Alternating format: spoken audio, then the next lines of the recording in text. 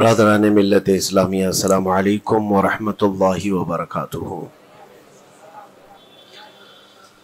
الحمدللہ وکفا وسلام علی حبیبہ المصطفى، اما بعد فاعوذ باللہ من الشیطان الرجیم، بسم اللہ الرحمن الرحیم۔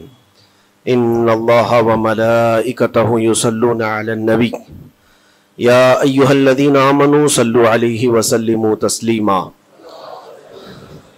اللہم صل علی سیدنا محمد معدن الجود والکرم وآلہ واصحابہ الکرام وابنہ الکریم وبارک وسلم صلاة دائمة سرمدا ابدا۔ قال اللہ تعالی فی کلامہ البلیغ، اعوذ باللہ من الشیطان الرجیم، الا ان اولیاء اللہ لا خوف علیہم ولا هم يحزنون الذین آمنوا وکانوا یتقون لهم البشرى فی الحیاة الدنیا وفی الآخرہ، صدق اللہ مولانا العظیم۔ حضرات، قرآن عظیم کی آیات بینات یہ ببانگ دہل ہمیں اعلان کرتی ہیں کہ دنیا میں کچھ لوگ ایسے ہیں جن کو دنیا کی کسی بھی بڑی طاقت کا کوئی خوف نہیں ہوتا، اور نہ ہی کسی بڑی پاورفل طاقت کو دیکھ کر کے وہ گھبراتے ہیں۔ کبھی ایسا نہیں ہوتا۔ قرآن ان کے متعلق اعلان کر رہا ہے، اور یہ ہوتے کون ہیں جو بالکل بے خوف ہو کر زندگی گزارتے ہیں؟ وہ اللہ کے اولیاء کی جماعت ہے۔ الا ان اولیاء اللہ لا خوف علیہم، جو اللہ کے ولی ہیں۔ ولی کون ہوتا ہے؟ ولی کے کئی معنی ہیں، دوست کے بھی ہیں، مددگار کے بھی ہیں، غلام کے بھی ہیں، مولا کے بھی ہیں، آقا کے بھی ہیں۔ یہاں پر جو اللہ کے اولیاء کا معنی لیا جاتا ہے وہ اللہ کے دوست، اللہ کے محبوب۔ وجہ یہ ہے کہ جو پیدا ہوتے ہی دنیا میں اللہ اکبر کی آواز سن کر کے آیا ہو، جس کا مطلب یہ ہوتا ہے اللہ سب سے بڑا ہے۔ جب بھی ہمارے گھر بچہ پیدا ہوتا ہے، کسی بھی مسلمان گھر میں، اس کے کانوں میں سب سے پہلی جو آواز ہم دیتے ہیں وہ اذان کی، اللہ اکبر اللہ اکبر، اللہ سب سے بڑا ہے، اللہ سب سے بڑا ہے۔ اور مسلمان کی زندگی جب ختم ہونے کو آتی ہے، ہماری روح نکل جائے اور ہمیں کفن دے کر جنازہ لا کر امام کے سامنے رکھا جاتا ہے، امام پھر ہمارے جنازے پر سب سے پہلی تکبیر جو باندھتا ہے اللہ اکبر کہہ کر، اللہ سب سے بڑا ہے۔ مسلمان کی یہ زندگی اس بات کے بیچ میں ہے کہ آیا تھا دنیا میں اللہ اکبر کہتے ہوئے، اور جا بھی رہا ہے دنیا سے تو اللہ اکبر کہتے ہوئے۔ جو اللہ کو سب سے بڑا مانتا ہو تو پھر دنیا کی کون سی ایسی طاقت ہے جو اسے خوف زدہ کر سکے؟ اسے کون سی طاقت ہے جو ڈرا سکے؟ لیکن بہت سارے ایسے ہیں کہ غفلت میں آ کر کے وہ کسی اور کو بڑا سمجھ لیتے ہیں، کبھی حالات کو بڑا سمجھتے ہیں، کبھی تخت و تاج کو بڑا سمجھ لیتے ہیں، کبھی طاقت و قوت کو، فوج کو، نظام کو، ان کا رعب اپنے سینے پر ڈال کر کے جینے لگ جاتے ہیں، جبکہ اللہ تعالیٰ فرماتا فَلَا تَخْشَوْهُمْ وَاخْشَوْنِي، ان سے مت ڈرو، مجھ سے ڈرو۔ اللہ کا خوف جس کے دل میں آ گیا، اللہ اس کو ہر خوف سے آزاد کرتا ہے، ہر خوف سے آزاد کرتا ہے۔ ہم ہندوستان کے جملہ مسلمان جتنے بھی ہیں، ایک مرد قلندر، مرد درویش، سیدی سرکار معین الدین حسن چشتی غریب نواز کے اس ہند میں رہتے ہیں۔ ظاہر سی بات ہے کہ ان کی سیرت ہم سب کے لیے ایک بہت بڑا مشعل راہ ہے، بہت بڑا نمونہ عمل ہے۔ آپ کو پتا ہے غریب نواز کو ہند الولی کہا جاتا ہے۔ وجہ یہ ہے کہ ولی کا ہندوستان ہے، یہ نہیں ہے کہ ہندوستان کا ولی، بلکہ یہ پورا ہند ہی ولی کا ہے۔ دربار غریب نواز سے ہندوستان کو جوڑا گیا ہے، سلطان الہند بھی کہا گیا، سلطان الاولیاء بھی کہا گیا۔ لیکن جانتے ہیں ان کے آنے کا راستہ اتنا پیچیدہ تھا۔ وہ سن 583 کی بات تھی، 583 ہجری چل رہی تھی، جب آپ حرم کعبہ سے نکل کر مدینہ طیبہ جا رہے تھے۔ اس وقت آپ کی عمر تقریباً 45 سال کے آس پاس کی تھی۔ نہایت ہی عبادت گزار، تقوی شعار، 20 سال اپنے پیر و مرشد کی خدمت کر کے وہ حرم کعبہ میں پہنچے تھے۔ 20 سال کے بعد جب مسجد نبوی میں گئے تو عجیب سی کیفیت تھی. سلام کیا رسول پاک صلی اللہ علیہ وسلم کے دربار میں تو جواب قبر انور سے یہ آیا وعلیک السلام یا معین الدین شیخ البر والبحر. اے معین الدین تجھ پر میری سلامتی ہو, اللہ کی سلامتی ہو جو خشکیوں کا بھی اور تریوں کا بھی تجھے امام بنایا گیا ہے. اور آواز یہ نبی کریم صلی اللہ تعالی علیہ وسلم کے دربار سے سننے والی آواز تھی. آپ گھبرائے تھے, تھوڑا سا سراسیمگی تھی. یہ ہندوستان کی طرف اشارہ کر کے میرے آقا صلی اللہ تعالی علیہ وسلم نے فرمایا تھا کہ تجھے ہند کی ولایت دی جاتی ہے. اس وقت تک سرکار غریب نواز کو نہ ہندوستان آنا کبھی ہوا تھا, نہ ہندوستان کے علاقوں کو آپ نے کبھی دیکھا تھا, کیونکہ سجستان جو یہاں سے کافی دور ہے, افغان کے قریب ایک علاقہ سنجر جہاں پر آپ کی ولادت ہوئی, وہاں سے نکل کر کے آپ نیشاپور میں آباد رہے. اس کے بعد 40 سال کے بعد حرم کعبہ اور حرم مدینہ میں رہے. لیکن اچانک یہ بات کہ تمہیں ہند کی ولایت دی جاتی ہے ایک تعجب والی بات ہے. نئی جگہ پر بھیجا جا رہا ہے. آپ دوبارہ شام میں نبی پاک صلی اللہ علیہ وسلم کے دربار میں حاضر ہوئے اور سلام پیش کرنے کے بعد, کیونکہ یہ خوشی کی بات تو سب کے لیے تھی کہ ہندوستان کو اللہ تعالیٰ ایک عظیم ولی بھیج رہا ہے, لیکن جس کو بھیجا جا رہا ہے وہ بے قرار تھا, بے چین تھا, کیونکہ نہ راستے پتہ ہے نہ ملک کے حالات معلوم ہے. بارگاہ مصطفیٰ صلی اللہ علیہ وسلم میں دوبارہ جب حاضری ہوئی, عرض کیا آقا آپ کا حکم, اس کی تعمیل کے لیے بندہ حاضر ہے, لیکن نہ یہ فقیر ہندوستان کے راستے دیکھا ہے, نہ وہاں کے حالات معلوم ہے. حضور پاک صلی اللہ تعالی علیہ وسلم کے دربار میں یہ اپنی بپتا سنا رہے تھے, داستان غم سنا رہے تھے. غنودگی طاری آ گئی, یعنی نیند سی کیفیت آ گئی, اور بارگاہ رسول صلی اللہ علیہ وسلم میں ایک دیوار پر ٹیک لگا کر جیسے ہی آپ کی آنکھیں بند ہوئی, رسول کریم صلی اللہ علیہ وسلم تشریف لائے اور اشارہ فرما کر پورے ہندوستان کے نقشے آپ کے سامنے کھول کر رکھ دیے. اور پھر غریب نواز کو یہ بتایا بھی کس جگہ سے تمہیں سفر کرنا ہے, کیسے تمہیں جانا ہے اور کہاں تمہارا مسکن ہوگا. سرکار غریب نواز فرماتے ہیں اس ایک خواب میں میں نے رسول کریم صلی اللہ تعالی علیہ وسلم کے ہاتھ میں اجمیر کے پہاڑ بھی دیکھ لیے, وہاں کے قلعے بھی دیکھ لیے تھے جو موجود تھے. اور اس کے بعد پھر کس بات کا خوف ہے, کس بات کا ڈر ہے؟ جنہوں نے راستے بتائے ہیں وہ ہادی رسول, وہ ہادی عالم ہے. نبی پاک صلی اللہ علیہ وسلم آئے ہیں پوری کائنات کو راستہ دکھانے کے لیے, اور جنہوں نے غریب نواز کو ہند کا راستہ بتایا ہو, پھر ڈر کس بات کا؟ جب آپ بیدار ہوتے ہیں تو اپنے ساتھ 40 قطب اس اولیاء کرام کی جماعت لے کر مدینہ طیبہ سے سفر کے لیے نکلے تھے. میرے عزیزو, اب بات یہاں آتی ہے, اسی لیے مدینہ طیبہ سے یہ پورا پلان ہوا ہے, مدینہ طیبہ سے بھیجا گیا ہے, مدینہ طیبہ سے پلیسمنٹ ہوا ہے. اسی وجہ سے آج تک تاریخ غریب نواز کو عطائے رسول کہتی ہے. عطائے رسول ہے, رسول اللہ کی عطا ہے, ہندوستان والوں کے لیے خاص عطا ہے میرے آقا صلی اللہ علیہ وسلم کی. جب وہ سفر کے لیے نکلے, سن 83 سے چلے تھے, تو یہاں ہندوستان پہنچتے پہنچتے آپ کو 87 یعنی 4 سال کا عرصہ لگ گیا تھا. 4 سال کے عرصے کے بعد آپ پہنچے. میرے عزیزوں, نہ پلینوں کا سفر نہ جہازوں کا سفر کہ اڑ کر کے ادھر سے ادھر آ گئے, وہ تو پیدل قافلہ نکلا تھا, درویشوں کا قافلہ تھا, اور وہاں مدینہ طیبہ سے نکل کر بغداد پہنچے. بغداد میں اولیاء کاملین کی صحبت پائی, وہاں سے پھر نیشاپور, پھر اس کے بعد ہرات, اور افغان کے علاقے ہوتے ہوئے لاہور پہنچے.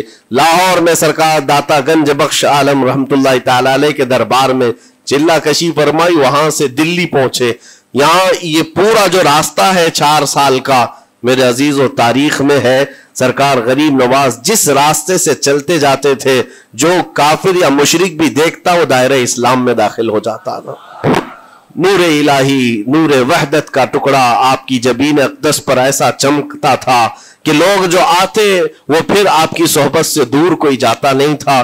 دلی میں جہاں آپ آئے, یہ ایک عجیب اتفاق ہے, اس وقت کھانڈے راؤ ایک بڑا راجہ تھا, اس کا قلعہ تھا, اس کے سامنے ہی آپ نے پڑاؤ ڈال لیا. سرکار غریب نواز رضی اللہ تعالیٰ عنہ کی یہ داستان, یہ تاریخ, وہاں پر آپ نے اپنا پڑاؤ ڈال لیا. اور ان بت پرستوں کے لیے ایک بڑا پیچیدہ مسئلہ تھا کہ ایک درویش آیا ہے, ایک بات میں آپ کو بتاؤں، یہ جو تعصب آج پھیلا ہوا، یہ زہر پھیلا ہوا، یہ آج کا نہیں ہے، یہ باپ داداؤں کے پشت میں بھی ان کے موجود رہا ہے۔ اسلام اور مسلمانوں کے خلاف زہر مشرکین کے دلوں میں یہ بہت پرانی چیز ہے، نئی نہیں ہے، بہت پرانی چیز ہے۔ تعصب دلوں کے اندر کڑھن رکھنا اور کبھی ایکسپٹ نہ کرنا، یہ سرکار غریب نواز جس دن ہند میں قدم رکھ رہے اسی دن سے آپ نے اس کو فیس کیا ہے، اسی دن سے آپ نے اس کو دیکھا ہے۔ اور وہاں پر کھانڈے راؤ کی جماعت نے بہت کوششیں کی کہ یہ دلی میں داخل ہوا، یہیں سے ان کو ختم کر دیا جائے، نکال دیا جائے، لیکن عجیب اتفاق یہ ہے کہ یہ جو جماعت آئی تھی سرکار غریب نواز کے ساتھ، نہ ان کے ہاتھوں میں تلوار ہے، نہ بھالے ہیں، نہ چاقو ہے، نہ چھری ہے، یہ تو گدڑیاں پہنی ہوئی درویشوں کی جماعت تھی، گدڑیاں پہنی ہوئی درویشوں کی جماعت جو جھولے میں سوکھی روٹی رکھتے تھے اور پانی میں بھگو کر کھا لیا کرتے تھے۔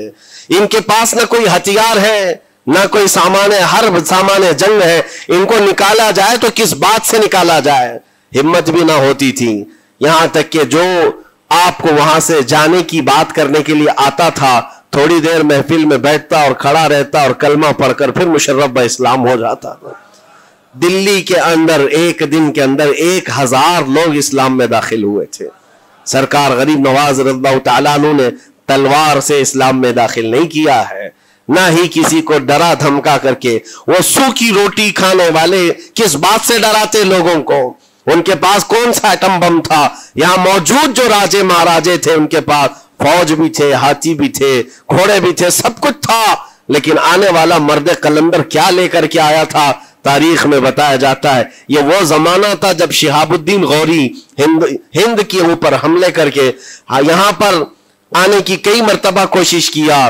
یہ افغان کا بادشاہ تھا شہاب الدین غوری، جب ہندوستان پر کئی مرتبہ حملے کر کے ناکام لوٹ رہا تھا، بیچ راستے میں ان فقیروں کی جماعت سے بادشاہ کی جماعت کی ملاقات ہو گئی۔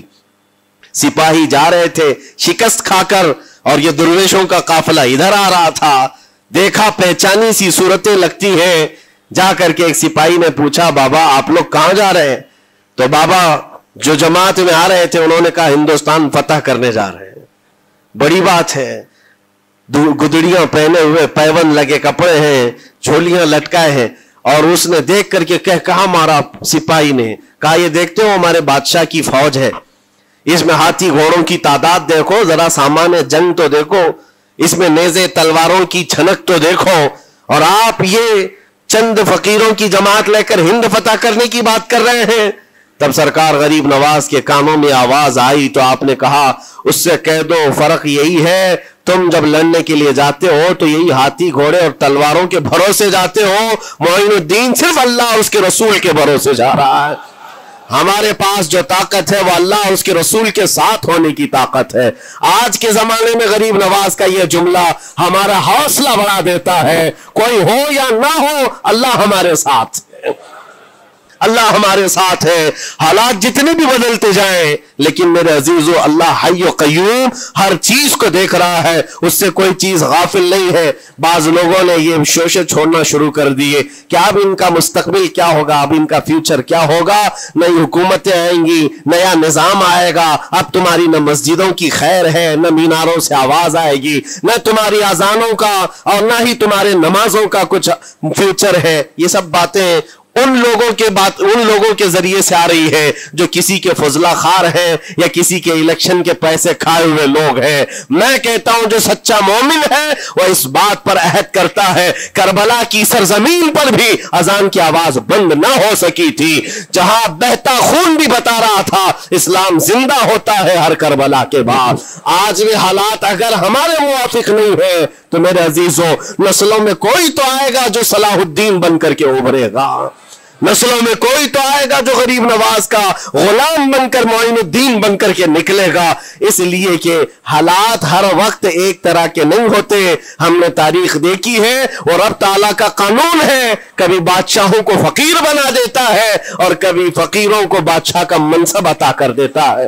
جب سرکار غریب نواز دلی کے سرزمین پر آپ بیٹھے ہوئے تھے اپنے صوفیہ کی جماعت کے ساتھ، ایک دسترخوان لگا ہوا تھا، दस्तरखान लगा हुआ है, औलिया इकराम की जमात है, एक दूसरे से बातचीत कर रहे हैं। दिल्ली में उस वक्त हालात अजीब थे। एक छोटा सा लड़का जिसकी उम्र 13 या 14 साल की रही होगी, वो अपने हाथ में खटोरी और एक तीर और तरकश लेकर के सामने से जा रहा था। औलिया की नजर उस पर पड़ी। सरकार गरीब नवाज ने नजर उठाकर देखी, और सामने से मजमे से जाने वाले बच्चे बहुत सारे होते हैं, कोई आया गया, लेकिन गरीब नवाज ने नजर उठाकर देखा और फिर सूफिया की जमात से कहा कि देखना ये कल दिल्ली का बादशाह बनकर के निकलेगा, हिंदुस्तान की पूरी सल्तनत इसके पास होगी। तारीख में मौजूद है, गरीब नवाज की जुबान से निकला हुआ ये जुमला।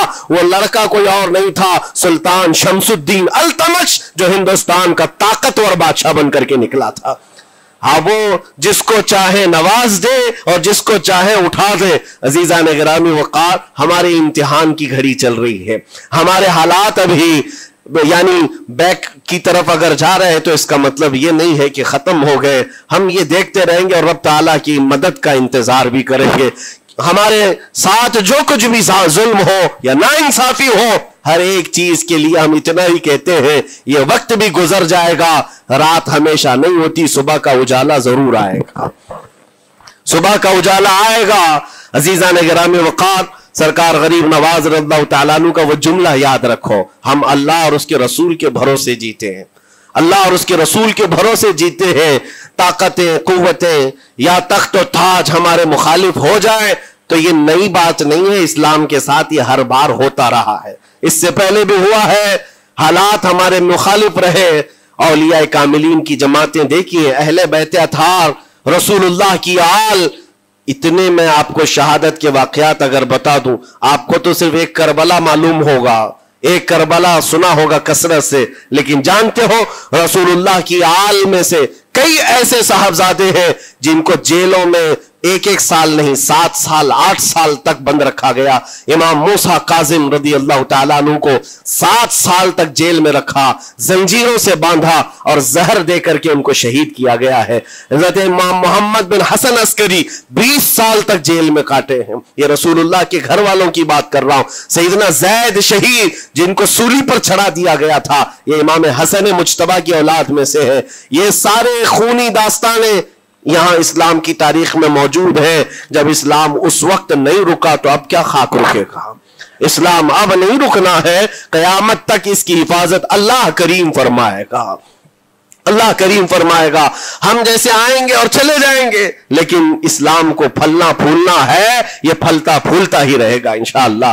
आपकी जिम्मेदारी इतनी है, आपकी इतनी जिम्मेदारी है, हालात देख करके बच्चों को यह ना कहना कि बेटा आप जैसे हालात चल रहे हैं वैसे ही चलते रहो। नहीं, अपने बेटों को यह तरगीब देना कि बेटा आज हम इम्तिहान की घड़ी में हैं, कल अगर अल्लाह ने हालात अच्छे कर दिए तो याद रखना, जिस जगह बुतकदे बने हमारी मस्जिदों को तोड़कर, इंशाअल्लाह वहां से अजान की आवाज फिर से गूंजेगी, अजान की आवाज आए। ये बच्चों को नसीहत होनी चाहिए।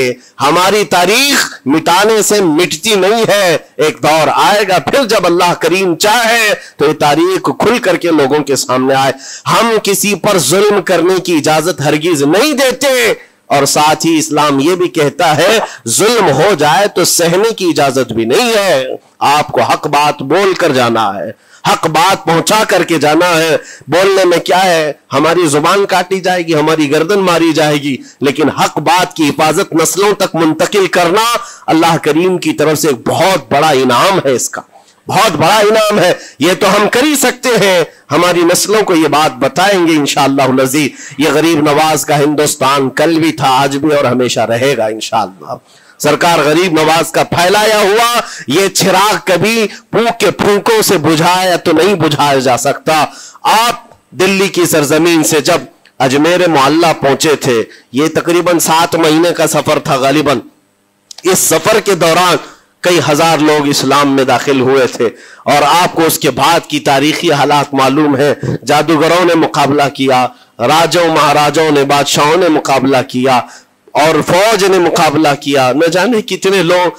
एक बार तो ऐसा हुआ कि अन्ना सागर के उस पहाड़ी पर आप जिक्र में मशगूल थे, राजे ने कई मर्तबा ये सोचा कि इनको मार करके या किसी तरह से भगाएं, लेकिन जब नहीं हुआ तो राजा से किसी ने कहा ये منتر والا کوئی فقیر ہے، اس کا توڑ منتر والے سے ہی ہوگا. تو اس وقت جو بہت بڑا ان کا ایک منتر جاپ کرنے والا پجاری تھا، اس وقت اس تاریخ میں اس کا نام رام دیو بتایا گیا ہے، یہ والا نہیں ہے، اس زمانے کا تھا. اور اس کو راجا نے جا کر کہا، وہ کبھی کسی سے مقابلے کے لیے آیا نہیں تھا، اس نے حامی بھر لی کہ ہاں ٹھیک ہے، میں جاؤں گا، دیکھتا ہوں کون فقیر آیا ہے ہماری اس دھرتی پر، اور میں جاپ کروں گا، اگر جادو ہے تو جادو سے میں کاٹ دوں گا. اس نے تقریباً اپنے ساتھ 400 یا 500 پجاریوں کو لیا، اور جب وہ آیا تو سرکار غریب نواز کے ساتھ 2 خادم تھے، آپ کے ساتھ صرف 2 خادم بیٹھے ہوئے تھے. کہا کہ حضور بہت بڑا مسئلہ ہے، پجاریوں کا جادو ہم پر حملہ آور ہے، ان کا جادوگر حملہ آور ہے، اور مقابلے کے لیے وہ لوگ میدان کے قریب آ چکے، پہاڑ کے نیچے ہیں، آپ اپنے چلہ گاہ سے اٹھتے ہیں جہاں پر آپ عبادت کر رہے تھے. کہا ٹھیک ہے ہم جاتے ہیں. اور اس کے بعد سرکار غریب نواز نے کہلا بھیجا اپنے خادم سے، کہو کہ وہ اپنا منتر پڑھیں، ہم اپنا منتر پڑھیں. وہ اپنا منتر پڑھیں جو بھی ان کے جادو کا ہے. اب جب وہ پنڈت نے، پجاری نے دیکھے بغیر اپنے سارے پجاریوں سے کہا کہ جیسے ہی وہ درویش آئے گا، وہ فقیر آئے گا، ہمارا یہ منتر ہے، یہ پڑھنا، وہ آگ میں بھسم ہو جائے گا، دنیا دیکھے گی. سبوں نے کہا ٹھیک ہے، لیکن ابھی کسی نے دیکھا نہیں تھا. لیکن جیسے ہی وہ اپنی جھوپڑی سے یہ مرد قلندر جلوہ رسول لے کر کے نکلا تھا، جمال رسول لے کر نکلا تھا. بیٹا ہے کس کا؟ حسن و حسین کا بیٹا ہے، فاطمہ زہرا کا بیٹا ہے. جیسے ہی باہر آئے، وہ منتر جو سکھایا گیا تھا سب کے قریب قریب آئے. 400 لوگوں نے وہ غریب نواز کی پیشانی کو دیکھ کر منتر پڑھنا شروع کیا. اور منتر کیا تھا؟ ان کی زبان سے لا الہ الا اللہ، لا الہ الا اللہ، لا الہ الا اللہ. لوگوں نے کہا یہ ادھر کیسے آ گیا کلمہ؟ اور جا کر اس رام دیو سے کہا گیا، اس نے کہا کہ یہ 400 کے 400 لوگ تو کوئی اور ہی کلمہ پڑھ رہے ہیں، کوئی اور ہی کلمہ پڑھ رہے ہیں. وہ اتر کر کے آیا ہاتھی کے کجاوے سے نیچے، اور سرکار غریب نواز کو دیکھا تو اس نے کہا یہ جھوٹ نہیں کہہ رہے، میں بھی وہی پڑھتا ہوں جو یہ پڑھ رہے ہیں. آپ کو تاریخ میں پتا ہو کہ اس کا نام سرکار غریب نواز نے شادی دیو رکھا اور اپنے مریدین میں شامل فرمایا، اور زندگی بھر سرکار غریب نواز کے خلفاء میں اور آپ کے خادموں میں شامل رہا. یہ تلوار سے اور چاقو بھالے نیزے سے نہیں کیا گیا تھا، وہ نور مصطفیٰ کی جلوہ گری تھی. جہاں نظر اٹھایا وہاں کے دلوں کی کالک کو دور کر کے ان کے دلوں کو بھی روشن فرما دیا تھا. آج ہم بھی یہی تمنا کرتے ہیں، اجمیر اسی لیے جاتے ہیں کہ ایک نظر ہم غریبوں پر پڑ جائے اور دل کا کالک اور دل کی کالک نکل جائے اور پھر دل چمکنے لگ جائے. کیونکہ اللہ کے ولیوں کی نظر جہاں پڑتی ہے وہ جگہ بھی روشن اور تابناک ہو جایا کرتی ہے. مولا کریم سرکار غریب نواز کی نسبتیں زندگی بھر ہمارے ساتھ قائم و دائم رکھے، اور پھر اپنی نسلوں کو بھی اللہ تعالیٰ ان کی غلامی میں شامل رکھے. اجمیر ہم جا نہ سکے، لیکن یہاں سے ہم یہ التجا کریں گے غریب نواز کے دربار میں، خواجہ ہند وہ دربار ہے آلہ تیرا، کبھی محروم نہیں مانگنے والا تیرا. تیرے در کی یہ کرامت دیکھی ہے بارہا، تیرے در کی بارہا یہ کرامت دیکھی ہے. غریب آئے اور ہو گئے غریب نواز. وآخر دعوانا ان الحمدللہ رب العالمین. السلام علیکم.